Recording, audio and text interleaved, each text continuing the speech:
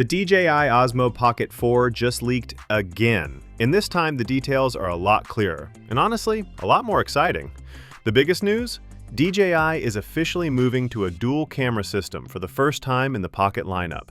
That means more flexibility, more creative control, and a serious jump in image quality compared to the Pocket 3. According to the latest leak, the Pocket 4's main camera will reportedly use the same 1-inch 50MP variable aperture sensor found in the new DJI Action 6, a sensor that currently ships in a $369 camera on Amazon. That alone is a massive upgrade for a pocket-sized gimbal camera. On top of that, DJI is adding a second 1/1.3-inch square sensor designed to handle vertical video more naturally. This secondary sensor should make shooting TikToks, Reels, or Stories much easier without awkward cropping or resolution loss. Despite earlier excitement, the Pocket 4 will not feature a dual-screen setup. What many thought was a second display is now believed to be a tiny status screen for camera settings, though its full purpose remains unconfirmed. Battery life looks promising too. Leaks suggest up to 20% longer recording time, which fits with rumors of a larger battery to power the bigger sensors and what appears to be a slightly larger main screen. The surprising part? Even with all these upgrades, the Pocket 4 is said to remain just as compact and even lighter than the Pocket 3. As for the release date, DJI is reportedly aiming for December. However, with upcoming US tariffs and a potential FCC ban on DJI products scheduled for December 23, 2025, the launch could easily push into early 2026. Either way, the Osmo Pocket 4 is shaping up to be DJI's most ambitious and possibly most powerful pocket camera yet. The DJI Pocket 4 has quietly been sitting in the FCC database for a while now, and while the filing doesn't reveal anything explosive, it tells us one very important thing. DJI is almost ready. The paperwork looks routine, but that's exactly the point. It confirms the hardware is finished, the design is locked in, and DJI is simply checking off final certification steps before launch. The filing lists the device under the model ID OP041, which perfectly matches earlier leaks. There are still no product images included in the documentation, but what we do get is one of the most solid confirmations so far of what's happening under the hood. The battery capacity is getting a noticeable bump, jumping from the Pocket 3's 1,300 mAh to 1,545 mAh, 7.7 volts, about an 18% increase. And because companies often market the typical value rather than the rated value, this will almost certainly show up on the box as 1,600 mAh. What does that mean in real life?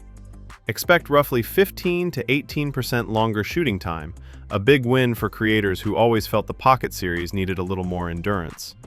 Even more interesting, DJI is pulling this off while continuing its trend of reducing weight and improving materials, something we just saw with the Avatar 360.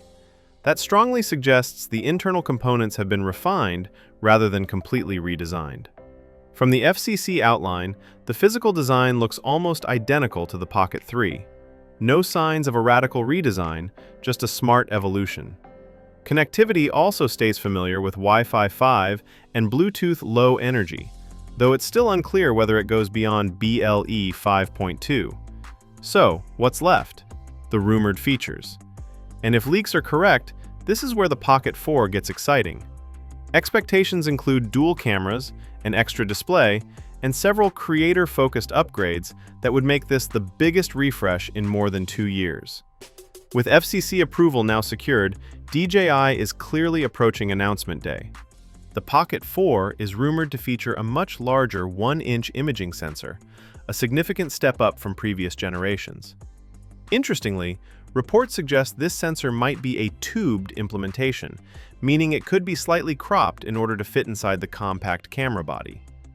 DJI has recently been moving towards square format sensors in other products, such as the Osmo Action 6 and Osmo 360, and the Pocket 4 may follow that same direction. If DJI does implement something like a 13.2mm by 13.2mm square sensor, it could unlock new possibilities, especially for vertical video. A square sensor would allow creators to shoot true 4K vertical content without losing detail or resolution, unlike the Pocket 3, which drops vertical resolution to 3K because of its traditional rectangular sensor. With the explosive growth of TikTok, Instagram Reels, and YouTube Shorts, this would be a major advantage, allowing creators to shoot in vertical format with no compromises. Video recording performance is also expected to see a massive jump. The Pocket 4 is rumored to support 6K recording at up to 30 frames per second.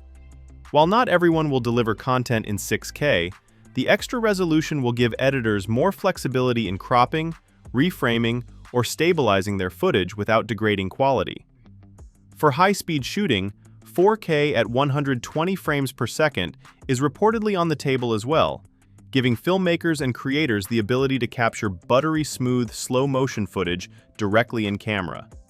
If accurate, these upgrades would make the Pocket 4 competitive again in a market full of high-end action cameras and mirrorless systems that now offer similar frame rates and resolutions. Exposure and lens control may also see meaningful improvements.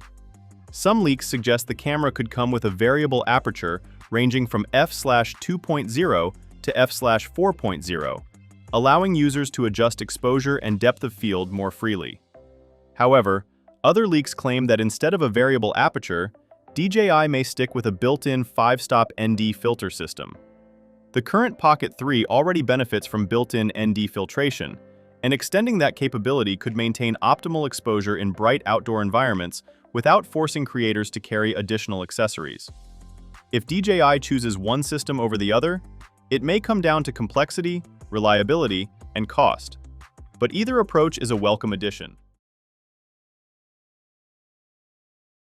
The real story behind the DJI ban confusion. What's actually happening? Over the past few months, social media has exploded with panic, rumors, and misleading headlines about a supposed DJI ban in the United States.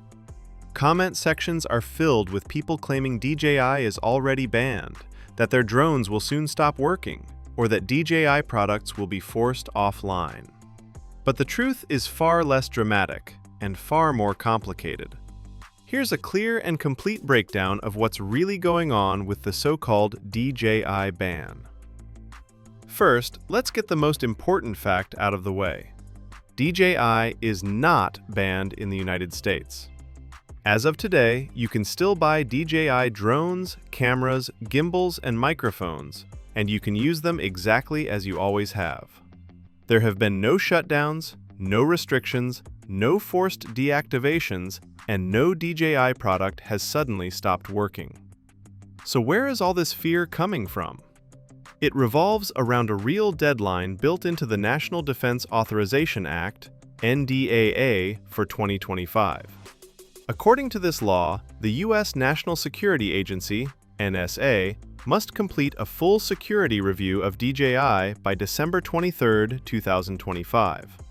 The strange part is what happens if the agency doesn't finish the audit in time. An automatic ban is triggered. Not because DJI was proven unsafe, not because they failed the review, but simply because the review wasn't done. At this point, no US agency has even started the audit, which is why many analysts and creators are raising concerns. The risk here is procedural. The ban could happen simply by default. But there is still a long timeline before anything becomes official. So why is the review required in the first place? Some lawmakers believe DJI products could pose national security risks, claiming they might transmit sensitive data back to China. But it's important to note that no public evidence has ever shown DJI drones secretly sending data. If DJI is banned, many departments would simply lose access to drones entirely. Industries like agriculture, construction, energy, filmmaking, and content creation, all heavily reliant on DJI, would face higher costs, lower performance, and fewer choices. For regular users, the advice is simple. Keep flying, keep your apps installed, and don't panic. Ultimately, the situation is driven more by geopolitics than proven wrongdoing. The US government wants to reduce reliance on Chinese technology, and lawmakers want to appear tough on national security. DJI isn't perfect, but the most extreme accusations still lack evidence. For now, everything works as normal, and your DJI gear is safe.